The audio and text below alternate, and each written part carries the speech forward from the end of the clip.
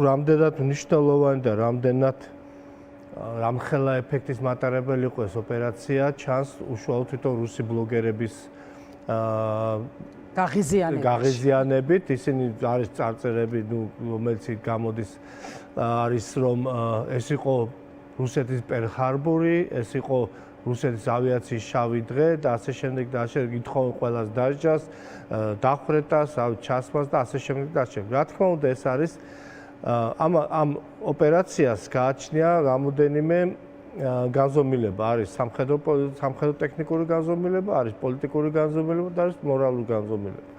ეხლა ზოგადად მე ამ ოპერაციას, რომელიც არის რანგში გადის, სპეციალური ოპერაციების რანგში, ეს არის ოპერაცია, რომელიც არის და როგორც ყველა სპეციალური ოპერაციის დონე, ეს არის ოპერატიული სტრატეგიული დონე. აღნიშნულ ოპერაციას მე გავიყვანდი იგივე დონეზე, რაც მაგალითად მოსადმა განახორციელა პეიჯერი, ოპერაცია პეიჯერი, გახსოვთ ეს, როცა ჰამასის ლიდერების გაანადგურეს, თუმცა აღნიშნული ოპერაცია ტექნოლოგიურადაც უფრო რთული იყო. ეს უნდა მეთქვა. თავისი ეფექტის მატარებელი აბსოლუტურად სხვა იყო და განსახორციელებლად გაცილებით ძნელი იყო.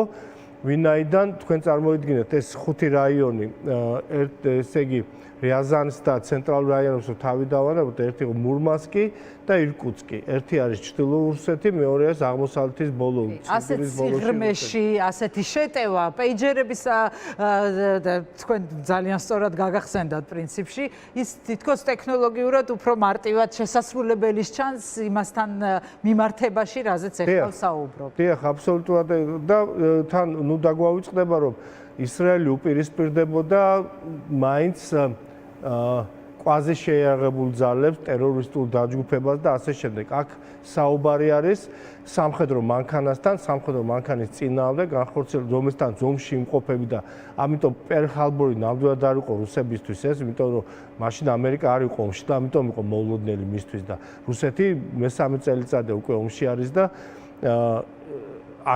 მისთვის აღმოჩნდა ეს მოულოდნელი. ხა წარმოიდგინეთ, ყველაზე რთული ამ შემთხვევაში იყო სინქრონიზირება ყველაფერი ამის. აი ამ ხელა ტერიტორიაზე ეს ერთდროულად ამის განხორციელება, ეს ცალკე თემა არის და მე დარწმუნებული ვარ, რომ სპეციალური ოპერაციების ქრესტომატიაში შევა ეს ოპერაცია, ამაში დარწმუნებული ვარ. ეხლა უშუალოდ იმაზე თუ რა ეფექტის მატარებელი არის აღნიშნული. და გავლენას შემდგომ, თუნდაც მოლაპარაკებებზე რა გავლენა შეიძლებოდა ამას ქონოდა. მე გარკვეული ინფორმაცია წავიკითხე, თუმცა 1 საათიანი იყო დღეს შეხვედრა, ძალიან მოკლე, როგორც მივხვდი. აი რა ამ შემთხვევაში პუტინს, როდესაც ტრამპმა უთხრა, რომ შენ არანაირი კოზირი არ გაგაჩნიაო, რამდენი კოზირი აქვს ახლა უკვე ზელენსკის უფროსწორად ხელში. კოზირის და ჯოკერის მე მგონი ზელენსკის ხელში აღმოჩნდა. საინტერესო ერთი ფაქტორი. მურმანსკი ოლენაიას აი ბაზაზე, რომელსაც დაარტყეს უკრაინელებმა, ბოლო პერიოდში თავმოყრილი იყო რაღაც 51 ერთეულამდე სტრატეგიული ბომბდამშენი, რომელსაც არის მოსაზრება და დაზვერვას გააჩნდა ესეთი უკრაინული დაზვერვის მონაცემებით.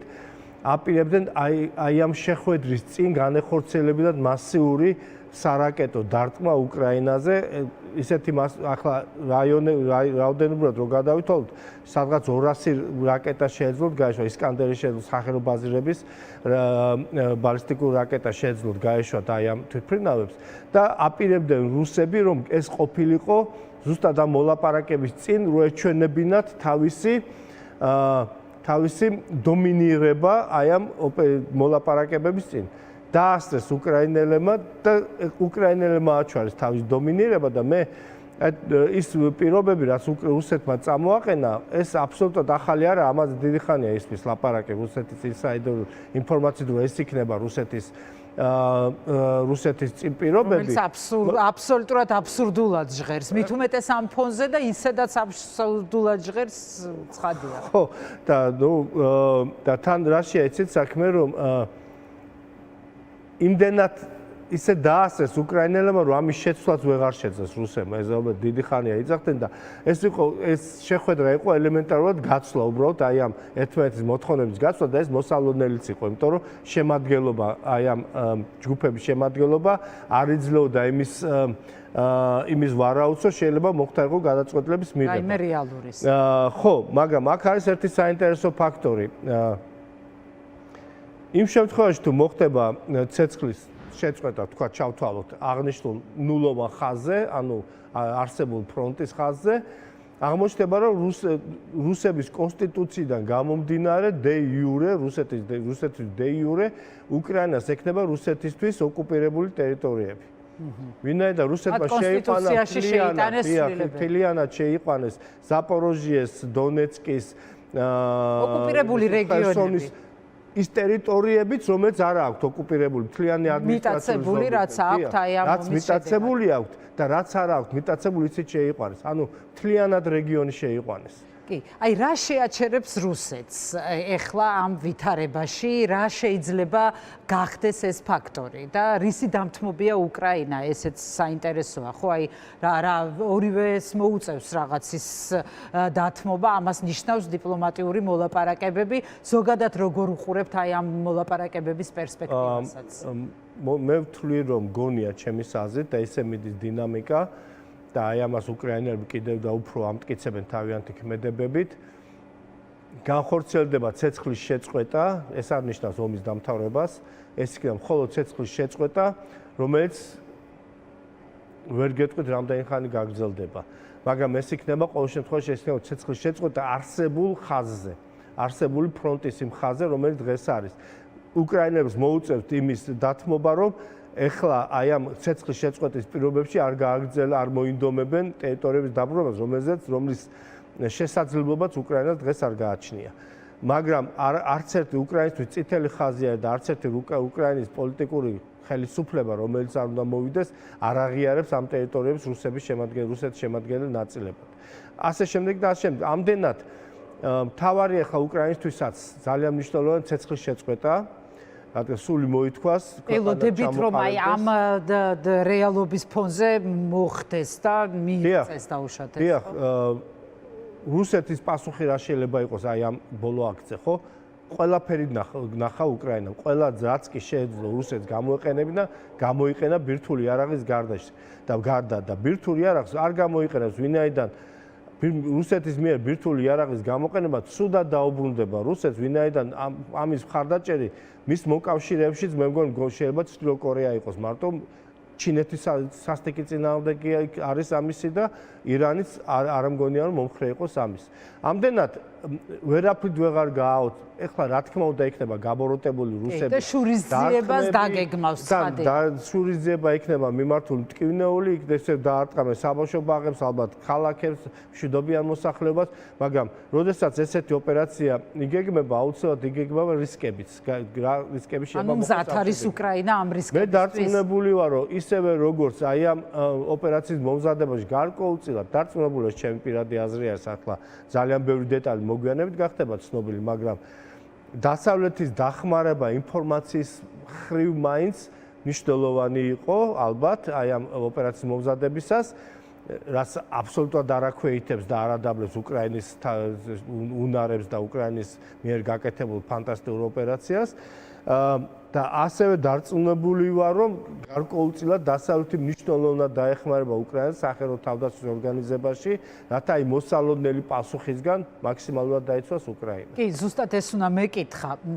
რა გავლენას მოახდენს პარტნიორებზე, უკრაინის პარტნიორებზე, მეგობრებზე, რომლებიც ძალიან აქტიურად უდგანან, ხო, მხარს და იგივე ამერიკის შეერთებული შტატებზე და მათ დამოკიდებულებასთან დაკავშირებითაც თქვენი აზრით როგორი იქნება, შეიცვლება თუ არა, სხვათა შორის განაცხადეს, რომ ტრამპისთვის არ იყო ცნობილი არაფერი ამ სპეცოპერაციის შესახებ, რაც სავსებით შეიძლება დამაჯერებელადაც ჟღერდეს, მაგრამ აი გავლენა როგორი იქნება, ანუ რაღაც სხვა რანგის მოთამაშე გახდა ახლა უკრაინა?